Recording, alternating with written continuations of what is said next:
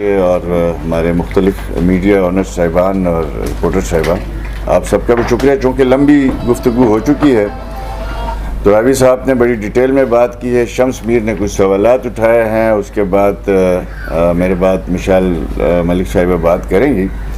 میں نہیں سمجھتا کہ اب یہ ایک ایشو ایسا ہے کہ اس میں پاکستان میں کوئی شخص، کوئی فرد، کوئی جماعت ایسی نہیں ہے جو کشمیریوں کی آزادی کی حامی نہ ہو.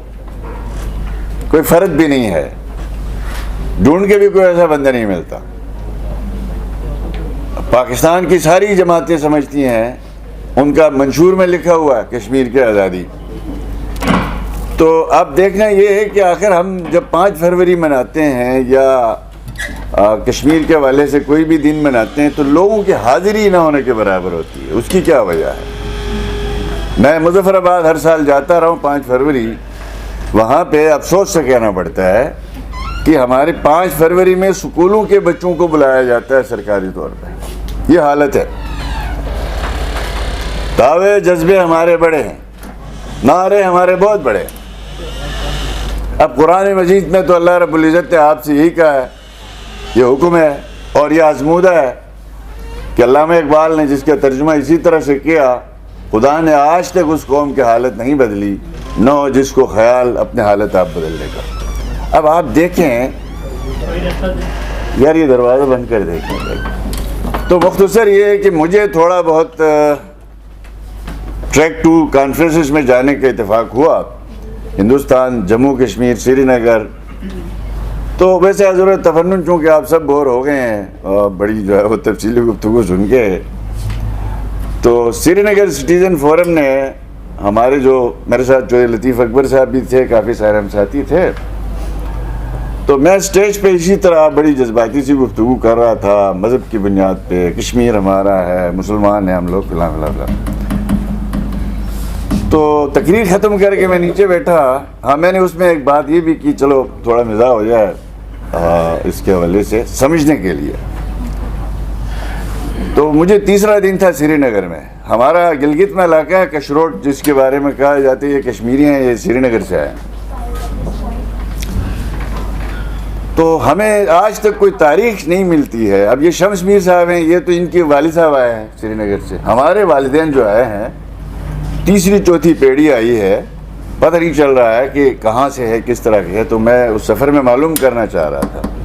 3 دن کشمیر میں رہ کے مجھے اندازہ ہو گیا واقعی ہم سری نگر سے گئے ہیں. تو میں اس اسٹیج میں تقریر کرتے ہوئے عرض کر رہا تھا، میں نے کہا جی ہمیں یقین ہو گیا ہم بھی سری نگر سے گئے. پہلے ہمیں یقین نہیں تھا. تو بٹ صاحب بیٹھے ہوئے تھے سامنے، عبدالغنی بٹ صاحب، پروفیسر صاحب جو ہے.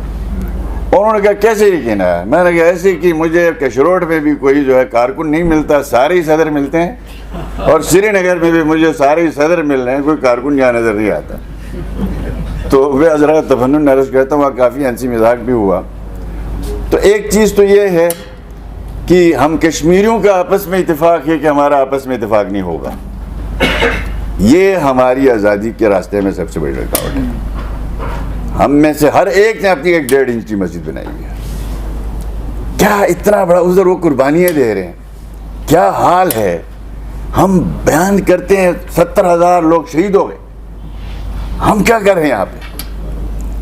ہر ایک نے اپنی 1.5 انچ کی ہم نے مسجد بنائی ہوئی ہے.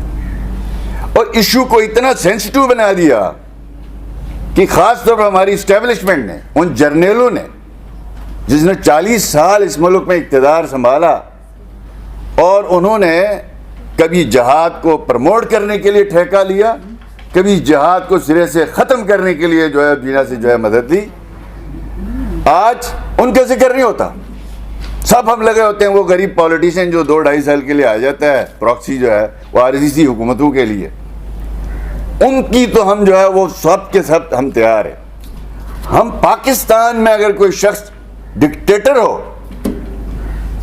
اس کے خلاف بول نہیں سکتے ہیں، تو ہم کیا مودی کے سامنے مودی کے خلاف بات کر سکتے ہیں؟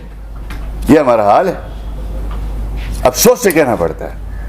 اب یہاں صورتحال یہ کہ جو ہماری سو کال اسٹیبلشمنٹ جو ہے تھی، جو اب اپنے آپ کو کہتے ہیں ہم اے پولیٹیکل ہو گئے ہیں، بڑی اچھی بات. ہم سول سپریمیسی پہ یقین رکھتے ہیں، اچھی بات ہے. ہم جو ہے اس ملک میں جو ہے وہ سویلین پالیسیز بنائیں گے, ہم امپلیمنٹ کریں گے, بڑی اچھی بات ہے. اب کشمیر کے ایشو کے حوالے سے کوئی تھرڈ بندہ گفتگو کرتا ہے یا کوئی تیسری سوچ لے کے آتا ہے, اس کو غدار کہا جاتا ہے. مجھے بتائیں کیسے ریاست پالیسی بنائے گی؟ سب جماعتوں کے خیال ہے کہ کوئی نہ کوئی حل ڈھونڈا جائے, لیکن ایک قدم آگے بڑھتے ہیں اس کے خلاف لگ جاتا ہے, تہمت شروع ہو جاتی ہے. ہم لوگ ہاں جی یہ تو کشمیر بیچنے پہ تلا ہوا ہے. اب یہ بات یونیورسل ہے دنیا بھر میں. گزشتہ 60-70 سال سے جب سے یہ کیپٹل دنیا ہمارے وجود میں آئی ہے, اس میں تو کسی مذہب کے بیس پہ کسی تحریک کو جو ہے وہ آزادی نہیں ملی, کسی ملک کو, خاص طور پر مسلمانوں کو. میں معذرت کے ساتھ ترابی صاحب کہیں اس بات کو مائنڈ نہ کریں, میں ایک اسٹوڈنٹ ہوں, یہ بہت سینئر لوگ ہیں. اب میں مختصر عرض کر دوں, میں سری نگر میں وہیں تقریر کر رہا تھا اسی طرح کی جذباتی جیسے ہم لوگ سب کرتے ہیں. تو میں تقریر کر کے نیچے بیٹھا تو وہاں پہ ایک سکھ تھے, وہ بھی کشمیری تھے, وہ بھی اس کانفرنس میں آئے ہوئے تھے, اور انہوں نے مجھے کہا جی میں آپ سے ملنے آیا تھا, میرا والد ہمارے علاقہ گلگت سے آگے جا کے گزر سے آگے گاؤں ہے اشکومن, کہا میری پیدائش وہاں ہے. میں 7 سال کا تھا جب گلگت بلتستان میں تحریک چلی, آپ لوگوں نے بغاوت کی, تو میرا والد گنسارا سنگھ کے ساتھ ارسٹ ہوا اور اس کے ساتھ جو ہے ہم لوگ سفر کر کے آئے. تو میرے باپ نے مجھے کہا کہ آپ نے مرنے سے پہلے ایک دفعہ اپنی جائے پیدائش دیکھنی ہے, آپ کیا مجھے لے جا سکتے ہیں؟ اس طرح گپ کرتے کرتے اس نے مجھ سے یہ پوچھا, اگر آپ نے مذہب کی بنیاد پہ, کلمے کی بنیاد پہ کشمیر کی آزادی چاہتے ہیں تو ساڈا کی بنوں کیا؟ اس نے, اسی بھی سکھ ہے گیا, اسی بھی کشمیری ہے گیا, جی ساڈا کی بنوں مطلب آپ نے ایک اور طالبان سٹیٹ بنانی ہے اس کو, کشمیر کو آزاد کرا کے. تو ہم جو سکھ ہندو کشمیری ہیں, ہم آپ کی اس تحریک کیسے بن سکتے ہیں؟ یہ اب آپ ہم سب کے لیے سوچنے کی بات ہے. ایک دور تھا شروع میں آزادی تحریک میں پنڈت بھی شامل تھا, سکھ بھی شامل تھا. آج ہم ان کو رینٹ پہ لاتے ہیں, حقیقت یہ ہے. اب ان چیزوں کو غور کرنا ہے. ایک آئیڈیا یہ آتا ہے کہ جیسے یورپ نے اپنے کنفلکٹ سارے حل کر دیے آپس میں, کتنی بڑی جنگ ہوئی تھی انگلینڈ اور جرمنی کی, 1 کروڑ سے زیادہ لوگ مارے گئے تھے نا جی. اول دوم ساری ہم آپ سب بزرگوں سے سنتے ہیں اور تاریخ میں دیکھتے ہیں, خود جا کے بھی دیکھا وہاں پہ جو جنگ کے آثار اور حالات. ان کی پارلیمنٹ میں آج بھی وہ نشان موجود ہیں برطانیہ کے, جہاں پہ گولے مارے گئے. اب انہوں نے اپنے وہ آپس کے جو اختلافات تھے, یہ یورپ کے جتنے ممالک آج ہیں یہ سب آپس میں دست و گریبان تھے کہ نہیں تھے؟ ان کی جنگیں ہوئی ہیں کہ نہیں ہوئی ہیں؟ ان کے کنفلکٹ تھے کہ نہیں تھے؟ اب یہ بات ایک نیا جو ہے وہ ایک سمجھ لیں نظریہ دنیا میں یورپ جو بنا, اس سے ایک نیا نظریہ نکلتا ہے. ہمیں ہر صورت آزادی چاہیے کشمیریوں کی, وہ چاہے قتال سے ہو, چاہے وہ تقریر سے ہو, چاہے وہ دنیا کو ساتھ ملانے سے ہو. اب ایک چیز تو دنیا میں اب ثابت ہو گیا, افغانستان کے اندر کیا صورتحال ہو گیا. ہم نے ایک ماڈل وہاں دیا تھا, ہم نے یہاں آس پاس سارے بھی بیٹھے ہیں, اس وہاں صورتحال کیا ہے. ہم نے جب وہاں امریکہ نکل گیا ان دنوں, ہم نے بغلیں بجائی یہاں پہ. آج کیا اس کا نیٹ جو ہے ایفیکٹ کیا ہے آپ کے اوپر ہے. ضیاء الحق نے جب شروع کیا اس کے بعد کیا ہوا, آپ کے ملک میں کیا ہوا, لاکھوں لوگ مارے گئے, دہشت گردی ہوئی, کلیشنکوف آیا. جہاد کو مذہبی طور پر, ریاستی طور پر پروان چڑھایا جاتا تھا, تو آج کیوں نہیں چڑھایا جاتا؟ کیا وجہ ہے؟ تو دوسرا ایشو یہ ہے, یعنی جو یورپ نے اپنے کنفلکٹ آپس میں کس طرح حل کیے. اربوں ڈالر کی جب ان کی ٹریڈ ہو گئی, ایک دوسرے کے ساتھ وہ لنک ہو گئے, ایک دوسرے کے اوپر ان کی ڈپینڈنسی بڑھ گئی, تو مجبور ہو کے انہوں نے اپنے جتنے کنفلکٹ تھے with in the European union جو ہے, انہوں نے اپنی پارلیمنٹ کے اندر بیٹھ کے چیزیں ڈسکس کی. اگر آج میرے جیسے کوئی عام آدمی یہ کہتا ہے ہندوستان اور پاکستان کے درمیان کاروبار ہونا چاہیے, ایک دم کہا جاتا ہے کہ جناب یہ تو دشمنی ہے, یہ تو کشمیر کو بیچ رہا ہے. اب ایک آئیڈیا یہ چل رہا ہے کہ ہندوستان اور پاکستان کے درمیان اس وقت ٹریڈ $2 کروڑ کی ہے. زبان ایک، نسل ایک، ایک آپ کا روٹ ایک. آپ پیاز انڈیا سے منگواتے ہیں، کہاں سے؟ دبئی کے ذریعے. وہ کوئی چیز منگواتے ہیں یہاں سے دبئی کے ذریعے.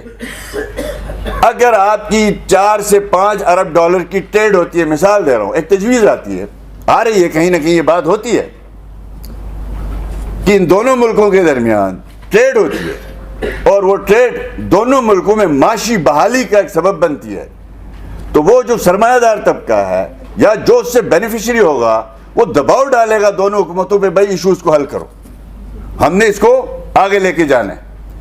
ہمارے نظر میں اس کے علاوہ اب کوئی چارہ نہیں رہا. آپ کی حالت یہ ہے، آپ جہاد کا نام لینے والوں کو آج اٹھا کے امریکہ کے حوالے کرتے ہیں، حکومت خانوں میں ڈال دیتے ہیں. تو ہم مجبور ہو گئے.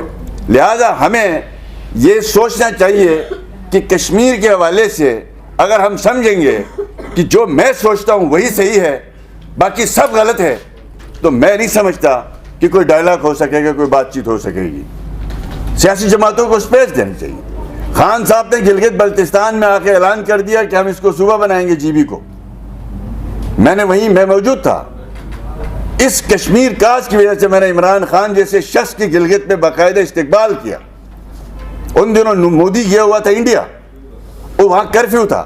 میں نے اپنی تقریر میں گلگت پہ کہا کہ ہندوستان میں مودی جاتا ہے وہاں کرفیو لگا کے جاتا ہے. کشمیر میں سوری گلگت بلتستان میں یہ وزیر اعظم آیا، میرے سے شدید اختلافات ہیں، لیکن کشمیر کا آج کے لیے الحمدللہ ہم سب ایک ہیں. ہم سب نکل کے ان کے استقبال کریں اپنے وزیر اعظم کا. اب آپ بتائیں اس کے بعد انہوں نے الیکشن میں ریگنگ کی، جو بھی کی، دھاندلی ہوئی اور کس نام پہ کی، ہم صوبہ بنا دیں گے. جب لاسٹ میری میٹنگ ہوئی عمران خان صاحب کے ساتھ، انہوں نے کہا جی ہم نہیں کر سکتے. تو یہ ہمیں پتہ ہے، ہم سیاسی جو مین سٹریم پارٹیاں ہیں، ہمیں یہ مسائل، اس کے کتنے ایشوز ہیں. لہٰذا اب کشمیری بھائیوں کو، لکھنے والوں کو، لیڈروں کو، میں بھی اپنے آپ کو جو ہے وہ اس کا سمجھتا ہوں، ایک ادنا سا کارکن سمجھتا ہوں. ہمیں ذرا سنجیدگی دکھانی چاہیے. واہ واہ والی باتیں، تقریریں کریں ہم لوگ، بس جناب چھا جائیں.